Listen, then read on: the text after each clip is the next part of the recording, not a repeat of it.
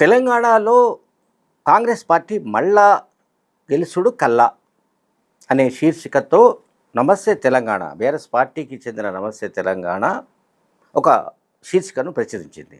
అంటే క్యాప్షన్తో ప్రచురించింది, banner item. ఇది కాంగ్రెస్ పార్టీ జాతీయ అధ్యక్షుడు మల్లికార్జున ఖర్గే కొంతమంది తెలంగాణ కాంగ్రెస్ ఎమ్మెల్యేలు కలిసిన సందర్భంగా వాళ్లతో ఆయన తన ఆవేదనను షేర్ చేసుకున్నట్టు, రేవంత్ రెడ్డికి అనవసరంగా ముఖ్యమంత్రి పదవిని ఇచ్చినట్టు, ఆయన రాష్ట్రాన్ని ఇంకా ధ్వంసం చేసినట్టు, రాష్ట్రంలో పార్టీకి నష్టం కలిగిస్తున్నట్టు ఈ రకమైన ఒక వార్తా కథనాన్ని ప్రచురించింది. ఈ వార్తా కథనం సౌత్ ఫస్ట్ అనే వెబ్సైట్లో వచ్చినట్లుగా ఆ కథనాన్ని యథాతథంగా వాళ్ళు అచ్చువేశారు, ప్రింట్ చేశారు. ఇది నమస్తే తెలంగాణ పత్రిక. సో ఇప్పుడు ఆల్ ఇండియా కాంగ్రెస్ కమిటీ అధ్యక్షుడైన మల్లికార్జున ఖర్గే నమస్తే తెలంగాణ పత్రిక పైన, అట్లాగే సౌత్ ఫస్ట్ వెబ్సైట్ పైన పరువు నష్టం దావా వేయడానికి నిర్ణయించుకున్నట్లుగా ఢిల్లీలోని కాంగ్రెస్ వర్గాలు తెలియజేశాయి. ఢిల్లీలోని కాంగ్రెస్ వర్గాల ద్వారా మనకు అత్యంత విశ్వసనీయంగా తెలుస్తోంది. ఎందుకంటే ఇక్కడ మనం ఆలోచించవలసింది ఏంటంటే లాజిక్ కూడా ఆలోచించాలి. ఎవరో వెబ్సైట్లో రాశారు అండ్ అది మనకు చాలా అనుకూలంగా ఉంది, అండ్ రేవంత్ రెడ్డిని దెబ్బ కొట్టే విధంగా ఉంది కనుక దాన్ని యథాతథంగా ముద్రించి పారేయచ్చు అని నమస్తే తెలంగాణ అనుకుని ఉండొచ్చు, ఆ పత్రిక యాజమాన్యం అనుకుని ఉండొచ్చు. కానీ లాజిక్ ఏంటంటే వీళ్ళు మిస్ అయిన చిన్న లాజిక్. మల్లికార్జున ఖర్గే కాంగ్రెస్ పార్టీకి జాతీయ అధ్యక్షుడు. ఆయన ఏమి కార్పొరేటర్ కాదు, లేకపోతే కౌన్సిలర్ కాదు. ఎక్కడ పడితే అక్కడ ఎవరితో పడితే వాళ్ళతో తన భావాలను పంచుకోడు, తన మనసులో ఉన్న విషయాలను చెప్పడు.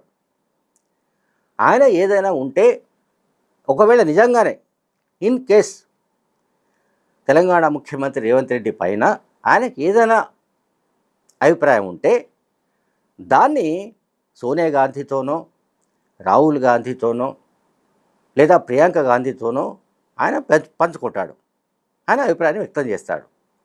అంతేగాని ఆయనను పరామర్శించడానికి వెళ్ళిన కొంతమంది కాంగ్రెస్ ఎమ్మెల్యేలతో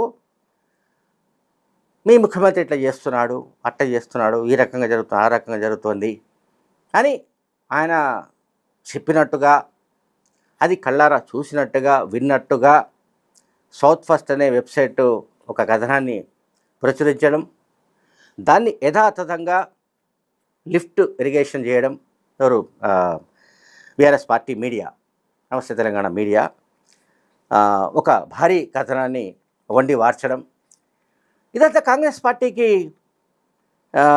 తీవ్ర ఆగ్రహాన్ని తెప్పిస్తోంది. మల్లికార్జున ఖర్గేకు ఈ పత్రికకు సంబంధించిన క్లిప్స్ వెళ్ళాయి, దాన్ని ఇంగ్లీష్లో తర్జుమా చేసి ట్రాన్స్లేట్ చేసి కూడా పంపించినట్టు తెలుస్తోంది. ఆయన తీవ్ర ఆగ్రహంతో ఊగిపోతున్నట్టుగా కూడా మనకు సమాచారం అందుతోంది. అసలు నేను ఎవరితో మాట్లాడాను, నేను ఏం మాట్లాడాను, నేను మాట్లాడింది ఏమిటి, నన్ను ఎవరో పరామర్శకు వచ్చారు చాలామంది, సరే వాళ్ళకి ఏమైనా సమస్యలు ఉంటే వాళ్ళు కొన్ని విషయాలు నాతో పంచుకుంటూ ఉంటారు, అది సాధారణ విషయమే. నేను పార్టీ అధ్యక్షుడిని కనుక నన్ను కలిసిన వాళ్ళు ఆ రాష్ట్రం నుంచి వచ్చిన వాళ్ళు ఏదైనా ఇష్యూ ఉంటే ఆ రాష్ట్రంలో నా దృష్టికి తీసుకొస్తారు. అంతే తప్ప ఒక ముఖ్యమంత్రి పనితీరు గురించి వాళ్ళు ఎవరికైనా ఏదైనా అభిప్రాయం ఉంటే ఉండొచ్చు, వాళ్ళు ఎవరైనా నాకు ఏదైనా చెప్పితే చెప్పి ఉండొచ్చు, కానీ నాకుగా నేను వాళ్ళతో మీ ముఖ్యమంత్రి ఇట్లా పనిచేస్తున్నాడనో, మీ ముఖ్యమంత్రి పనితీరు బాగాలేదనో, అసలు మేము ఆయనను సెలెక్ట్ చేయడమే తప్పు అనో నేనెందుకు చెప్తాను, నేనెందుకు చెప్పాను, నేను చెప్పంది, నేను మాట్లాడని విషయాలను రంగరించి దీనికి ఒక పెద్ద మసాలా జోడించి ఈ వంటకాలు చేయడం పట్ల ఆయన ఖచ్చితంగా కోర్టుకు వెళ్ళడానికి నిర్ణయించుకున్నట్టుగా తెలుస్తోంది. క్రిమినల్ డిఫమేషన్ కేసు వేయాలని కూడా మల్లికార్జున ఖర్గే నిర్ణయించుకున్నట్టుగా తెలుస్తోంది. అండ్ ఇంకొక విషయాన్ని కూడా మల్లికార్జున ఖర్గే కొంతమంది కాంగ్రెస్ నాయకులతో మాట్లాడుతూ ఈ సందర్భంగా ఈ పత్రికల్లో బీఆర్ఎస్ పార్టీ మీడియాలో వచ్చిన కథనాల పట్ల స్పందిస్తూ ఆయన కొంతమందితో మాట్లాడిన వివరాలు కూడా మనకు తెలిసాయి.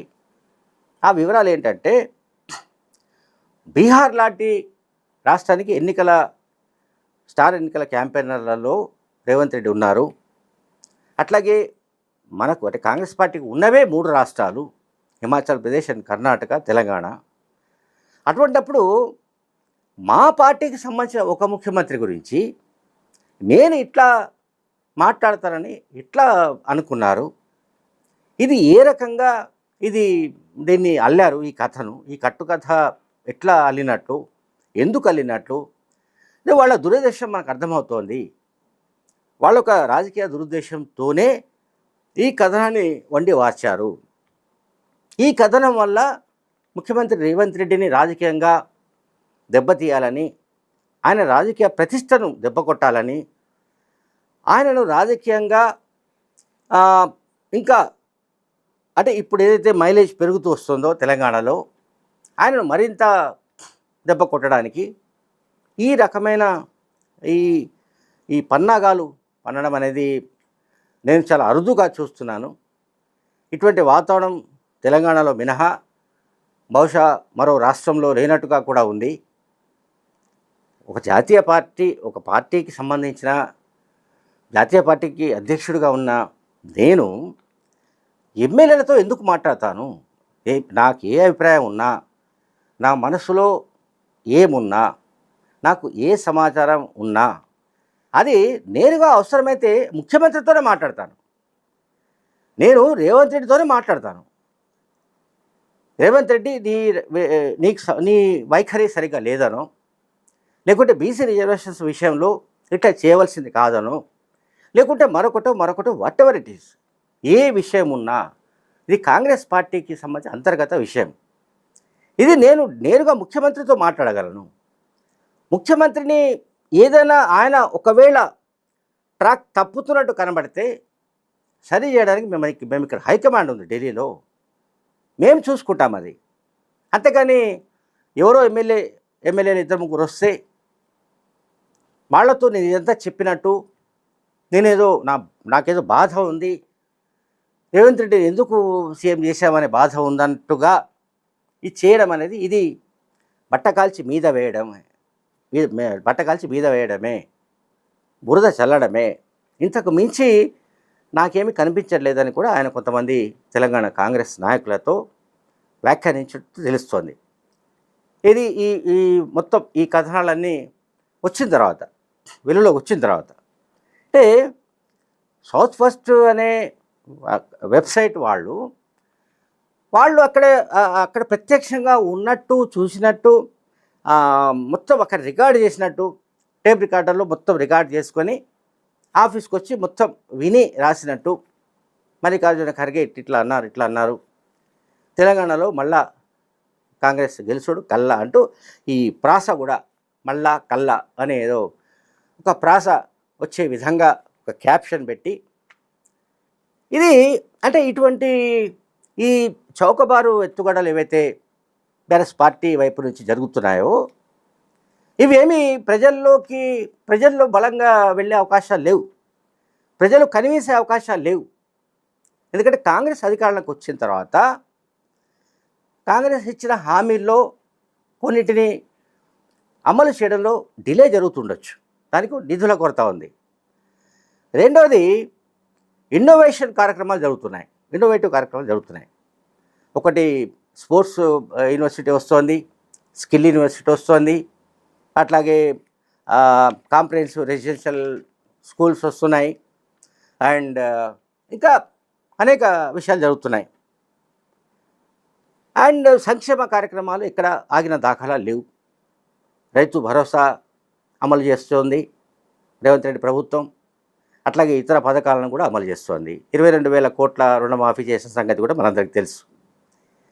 సో అనేక సంక్షేమ అభివృద్ధి కార్యక్రమాలు అమలు చేయడంతో పాటుగా కొన్ని ఇన్నోవేటివ్ కార్యక్రమాలను కూడా రేవంత్ రెడ్డి ప్రభుత్వం చేపడుతోంది. రాష్ట్రంలో మొత్తం విద్యా వ్యవస్థను సమూలంగా మార్చడానికి ప్రయత్నిస్తోంది. అండ్ ఇప్పటికే 60,000కు పైగా ప్రభుత్వ ఉద్యోగాలు కల్పించిన ఘనత కూడా రేవంత్ రెడ్డికి దక్కింది. ఎగ్జామ్స్ కండక్ట్ చేసి గ్రూప్ 1 కావచ్చు, గ్రూప్ 2 కావచ్చు, ఇతర ఎగ్జామ్స్ని కండక్ట్ చేసి ట్రాన్స్పరెన్సీగా నిర్వహించి వాళ్లకు నియామక పత్రాలు ఇచ్చి ఉద్యోగాలు కల్పించిన ఒక హిస్టరీ కూడా రేవంత్ రెడ్డి సృష్టించారు. కనుక రేవంత్ రెడ్డి ఇదే స్పీడ్తో వెళితే మనం ఆ వేగానికి తుక్కు అయిపోతాము, మన కారు పచ్చడైపోతుంది అని ఇక ఇటువంటి కుటిల ప్రయత్నాలు మొదలుపెట్టినట్టుగా కనబడుతోంది. Thank you very much.